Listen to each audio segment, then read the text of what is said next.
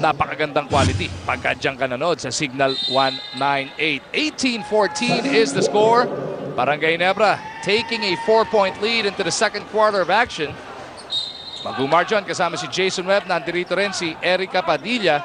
Kasama natin ang buong puwersa ng inyong Sports 5 headed by our producer today, Randy Victoria, at direktor na si Francis Opilio. It is Eman Monfort joined by JJ Helterbrand, Chapit Aguilar, Z Mason, and Mac Baracael para sa Ginebra. Mason misses. Monfort not giving up and will end up tagged with a foul. Ang lima naman ng GlobalPort will have Eric Meng, R.R. Garcia, Jay Washington, Mark Macapagal, and Leroy Hickerson.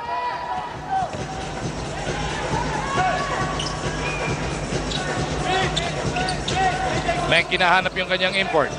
Hickerson waiting for Meng to slide. Hickerson almost lost his footing. Washington, one dribble pull up. Meng will keep it on that side. Hickerson for three. No go. Struggled so far from the field is Leroy Hickerson. Chapit with that emphatic board. Mac Baracael. Bang! Three-point shot natin sa atin ng PLDT home telpad. The only online landline. First three-pointer of the game for both teams. First attempt actually on the side of Barangay Ginebra. 21-14. Pumanik na sa pito ang abante ng mga nakabote. Largest lead of tonight. Makapa on the move. Trying to go glass. Hickerson sa loob. Nice fake.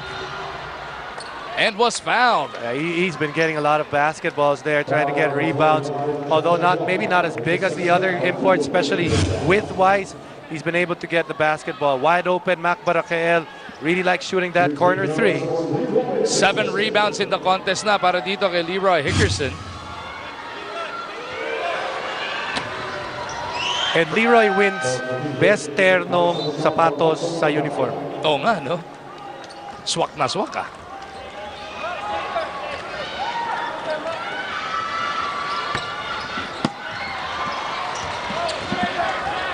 It's 21-15. No, pero hindi naman swak yung free throws ni Leroy. 2 out of 6 so far. Make that 3 out of 6. Baracael gets it to Monfort. Chapet down low to Mason. 7 seconds para dito sa Ginebra to try and come up with a shot. Monfort with a long one. Rattles home. Atid sa atin yun ang PLDT home telpad, the only online landline. That's a big shot right there. It's early in the game, but Monfort, one of those guys, sometimes may struggle with his confidence, but that's a big shot for him just to get his confidence going on the offensive end. Aguilar tagged with his third personal. So we take another look at that bounce coming from Monfort.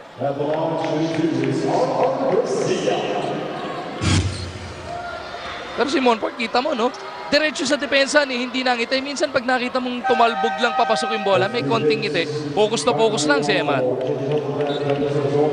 He knows that his biggest plus for this team is his ability to play good defense, hound the basketball. Pero yung mga bantay dito ni Hickerson, ha? Ellis, 3 foul. Japet, 3 foul. Kaya si Slaughter, binalik na muna. GlobalPort on the opposing end though, missing their free throws. Dami nang nasasayang dito ng Batang Pair, down by 8. Kagiwa looking for the first double-digit spread of the game. Taken away by Cabagnon. Hickerson on the move, using that sidestep. Gets the basket, may kasama pang foul. Ginebra making it difficult for themselves because of the number of turnovers that they're having so far. This coming off a turnover. When you have a turnover, usually you have little guys defending on transition. Leroy Hickerson takes advantage. And that cuts this deficit to 5. 7 points in the game para dito kay Hickerson. Matching his rebound total. Baracael galing kay Monfort. Taking that handoff. They go back to Kagiwa. Mason steps out. Looking to show his range. Sumobrang alang. Baracael with the rebound. Dito mama sa ring. Baracael's gotta go. Up, under na, ipit. Kagiwa puts one up and fails them out! Atid sa atin ng PLDT home telpad, the only online landline. Barangay Ginebra did not take a single attempt for the three-point line in the first quarter. here in the second quarter. 3 out of 3 so far. Cabagnot, up, and out. Ginebra on the run once again. Monfort to Kagiwa. Barakael ulit. Not that time around. Mason, though, keeps it on that side of the floor. They dump it over to the post. Slaughter di diskarte doon. Greg jump hook is out. Kagiwa rebound but saves it to the wrong man. Hickerson against Mason, spinning into trouble. Picks up a foul.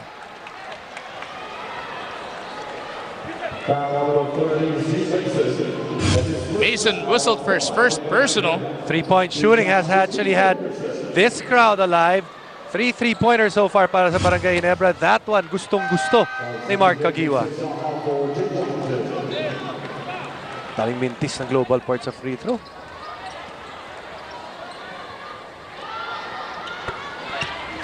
Hickerson splits. Napapailing-iling na nga si Hickerson pagkatapos sa split na yun. Parang nangihinayang na nga rin siya dahil alam niyang napakarami na nilang sinayang.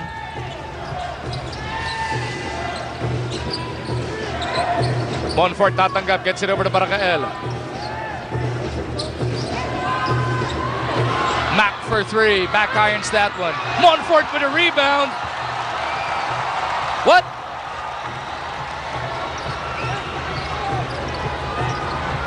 Kagiwa for 3. Bang! Hatid pa rin sa atin ng PLDT Home Telpad, the only online landline. Coach Pido Arencio very upset. Why wouldn't he or why shouldn't he? This 3-pointer brought about by the offensive rebound of Eman Monfort. Mark Kagiwa with another 3. Mula sa huddle ng Batang Pier.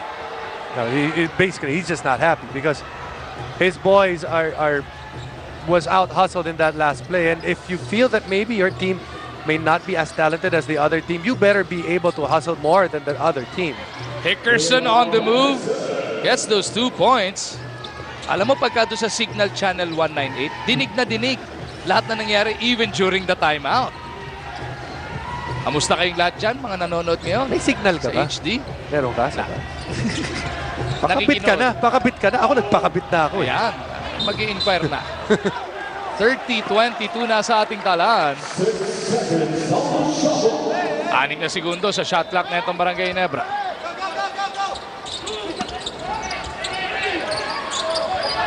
Kagiwa tatanggap. They gotta go quick. Kagiwa to Slaughter. Somebody's gotta throw it up. Slaughter puts one up.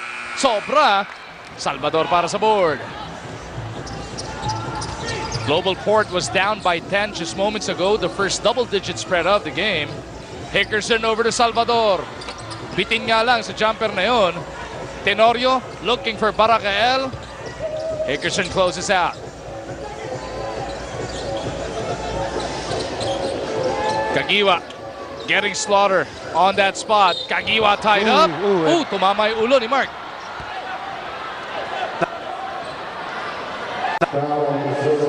That also happened to Mark Kagiwa last season, ano? Yes. Pero this time around, hindi natanggal yung headband niya. Last year, tumalsik yun eh.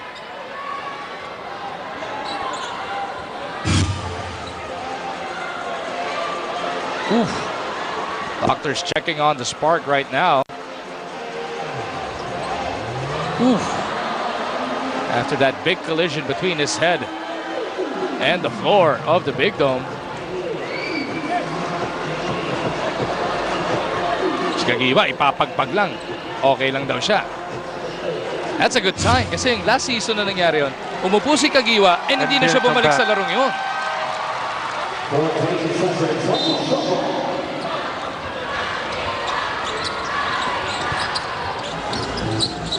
Slaughter at the post. Gustong atakin na ito si Taha. Greg, aatake. Puts one up, bitin. Nando doon si Mason to clean it up. Only the first 2 points in this quarter para kay Mason. But again, he's trying to make sure that he's part of what's happening on the floor. That's why he gets that offensive rebound. Not caught just ball watching. Big spin by Hickerson. What a move! Leroy Hickerson, on the other hand, this is his quarter. Already with 9 points here. At mga sabi mo nga, ang gaganda ng mga puntos niya. End ones and right there, nice spin move. You're right, Hickerson almost single-handedly keeping Batang Pier in this game. Tenorio over to Barakael, looking for Mason at the post. Z gustong sukatin si Jondan. Mason spins, loses it, puts it up, naputokan sila ng 24. Jondan Salvador. I mean, everyone knows he's undersized, but under strength, no, not at all. Parang aparador din naman, napakahirap itulak niya ni Jondan Salvador. As Billy Mamaril is now in the game for the first time. Speaking of guys na ang hirap itulak, ayun pa isa, si Billy Mams.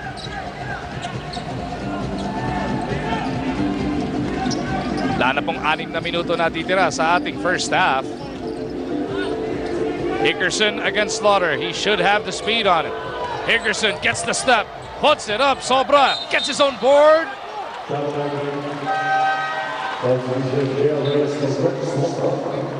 Traveling ang tinawag doon.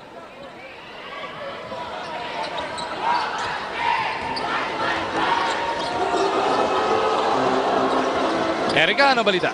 First thing I noticed, isa lang talaga ang nagsasalita sa huddle ng Ginebra, and of course, that's Coach Jeff. Hinintay talaga nila si Coach while confiding with the staff, and no one said anything. He just reminded everybody na tama ang kanilang positions, pero luwagan pa ang spacing to make sure that they've got the floor covered and take care of the ball to avoid turnovers. Para naman sa GlobalPort, again, tigilan na daw ng Batang Pier ang pagrereklamo sa physicality. Hindi naman na daw bago iyon, sabi ni Coach Vito. Mas nauubos daw ang energy nila sa pagko-complain kaysa sa paglalaro. Puro turnovers daw ang Ginebra, pero wala silang nagagawa. Balik sa inyo. Mark Caguiwa has gotten himself in double figures during that report. May bonus free throw pang parating. Pero yung binabanggit ni Erika, yun yung narinig natin during that last huddle din. Ano? Yung pinapagalitan na ni Coach Pido yung kanyang mga players na tumigil ng karereklamo dahil sa physicality ng laro. And the irony of it is, yun yung nirereklamo ni Caguiwa nung nakaraang conference na ayaw daw makipagpalit ng mukha ng kanyang kupunan. Ngayon naman si Coach Pido, yun ang kinagagalit sa kanyang mga manlalaro. The majority of the time, teams that have gone on to win are teams that are physical teams, are teams that are willing to bang bodies. Remember what Coach Tim said, diba? Nung na-break nila yung streak ng talk and text. That team is not into pokey points. Dahil the more into winning, and usually yung mga ayaw nga makipagbanggaan, yun lang iniisip nila. Tignan natin kung magising dito ang GlobalPort, down by 11 points. Cabagnot on the move, puts it high off the glass, may kasama pang foul.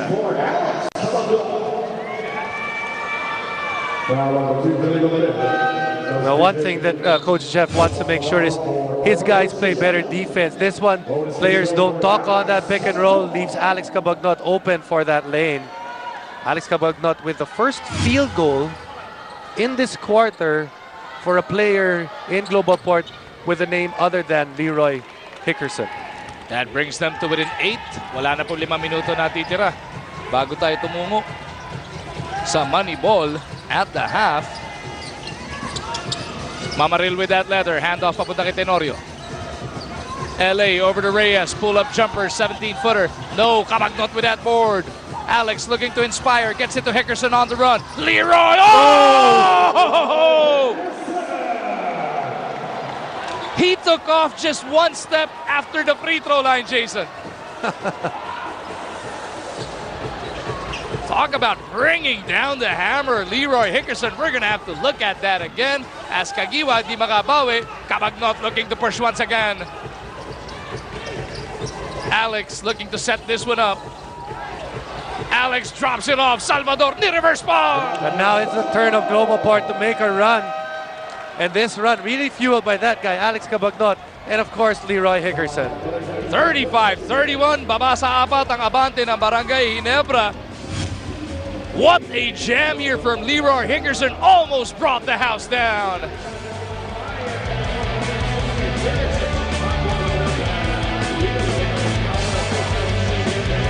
Tuwing magtatapat to, no? Mula pa ng Philippine Cup, Jason. Remember the Philippine Cup where we had that shootout between Caguiwa and Romeo.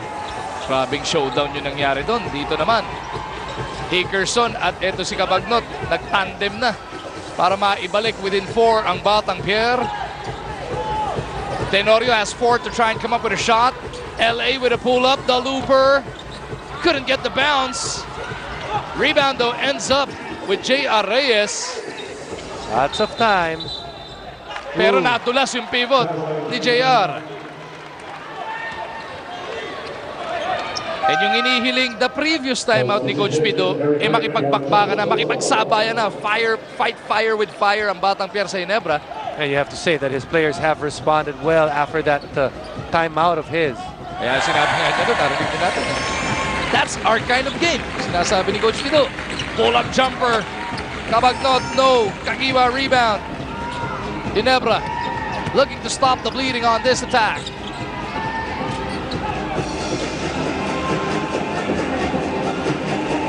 Tenorio through a Mason pick, has Hickerson switching out.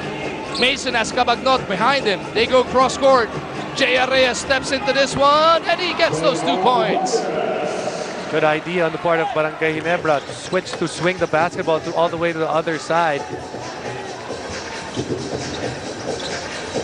37-31. Panik ulit sa ani mga bante ng Barangay Ginebra. Hickerson once again, now to Alex. No go on the 3-ball. Washington rebound. Cabagnot ulit. Bang! Hatid sa atin ng PLDT Home Telpad, the only online landline. You know, that's 2 good looks, 2 open looks. No one contesting that shot of Alex Cabagnot, and he makes that first 3-pointer para sa GlobalPort. Kagiwa with that leather. Goes over to J.R. Reyes. Inararo si Jay Washington. Mamaril almost lost it. Somehow got to put up an attempt and will troop to the line for 2 shots. Barangay Ginebra looking to survive the second quarter with both Japet Aguilar and Chris Ellis on the bench with 3 personal fouls.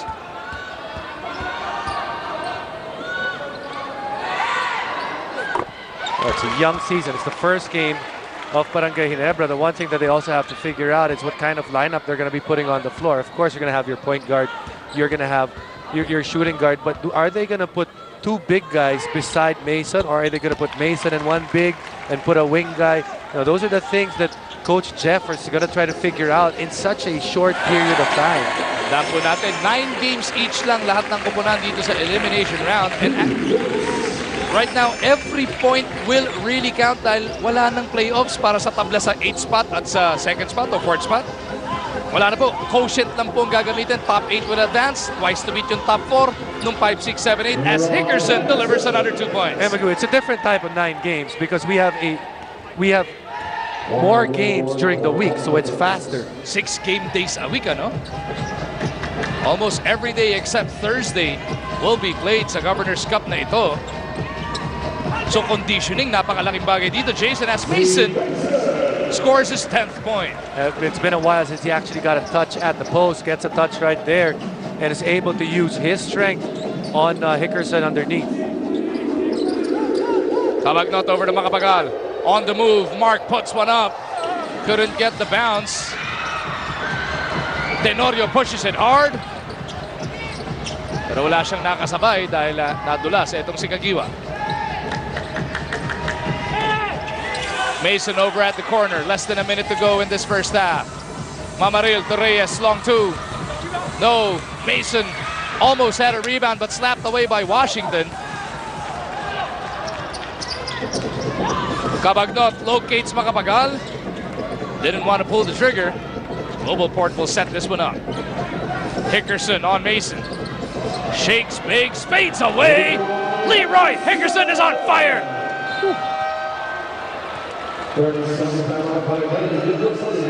Guy's got good reason to be happy because he has just carried his team on his back. Dito sa second quarter, Leroy Hickerson already with 15 points, and most of them have been pretty. This one, quite pretty as well. 3 points on 1 of 6 shooting lang back in the first quarter. 12 puntos lang binubuhos dito sa second. At sinasabi mo nga, almost every one of them in spectacular fashion. 41-38. It is still Barangay 15 here in the second quarter.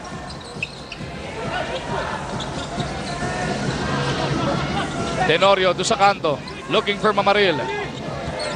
Billy Moms working against Washington. Nag-switch out pa si Menk. Rebound GlobalPort. 10 seconds remain in this first half of action.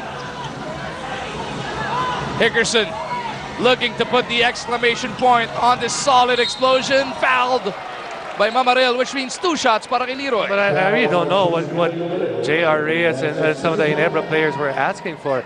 They're trying to foul him, but they're actually in the penalty. So why would you actually want to give up that foul? Might be because he's 4 of 9 from the free throw line. Hack a Leroy? Doubt it. I believe he may have missed that. 4 of 10 na. Ito si Hickerson. Takes care of that second. Enough time for a Hail Mary. Kagiwa will oblige. Almost, but not quite. So pagkatapos ng unang 24 na minuto ng aksyon, ang Barangay Ginebra po makakapagbaon ng 2 puntos na kalamangan. 41-39 ang nasa ating talaan. Standby lang po ang money.